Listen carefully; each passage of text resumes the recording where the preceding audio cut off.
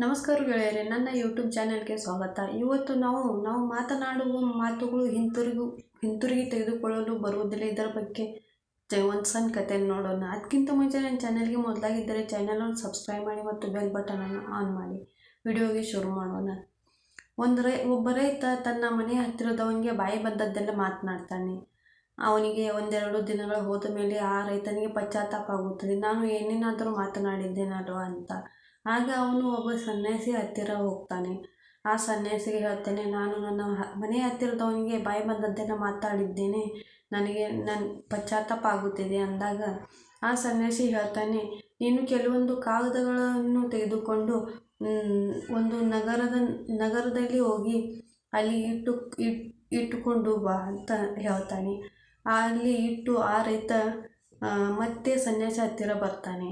ಆಗ ಸನ್ಯಾಸಿ ಹೇಳ್ತಾನೆ, ಮತ್ತೆ ಅಲ್ಲಿ ಹೋಗಿ ಎಲ್ಲ ಕಾಗದಗಳನ್ನು ತೆಗೆದುಕೊಂಡು ಇಲ್ಲಿಗೆ ಬಾ ಅಂದಾಗ ಆತ ರೈತ ಮತ್ತೆ ಅಲ್ಲಿ ಹೋಗ್ತಾನೆ. ಅಲ್ಲಿ ಹೋಗುವುದವರೆಗೆ ಗಾಳಿಯಿಂದ ಆ ಕಾಗದಗಳು ಬೇರೆ ಅಲ್ಲಿ ಇಲ್ಲಿ ಹೋಗಿರ್ತವೆ.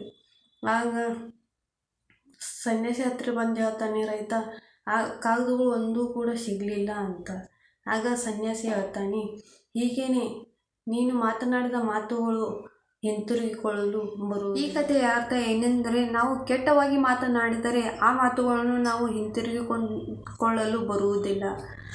ಮಾತನಾಡುವಾಗಲೇ ನಾವು ವಿಚಾರಪೂರ್ವಕವಾಗಿ ಆರಾಮವಾಗಿ ಮಾತನಾಡಿದರೆ ನಮ್ಮ ಮನಸ್ಸಿಗೂ ಒಳ್ಳೆಯದನಿಸುತ್ತೆ, ಮುಂದಿನ ಮನಸ್ಸಿಗೂ ಕೂಡ ಒಳ್ಳೆಯದನಿಸುತ್ತೆ. ನಾವು ಕೆಟ್ಟವಾಗಿ ಮಾತನಾಡಿದರೆ ನಾವು ಸಾರಿ ಅನ್ನಲು ಹೋಗುತ್ತೇವೆ, ಆದರೆ ಆ ಮನಸ್ಸಿಗೆ ಎಷ್ಟು ನೋವಾಗುತ್ತೆ ಎಂದು ನಾವು ತಿಳಿದುಕೊಳ್ಳಲು ಸಾಧ್ಯವಿಲ್ಲ.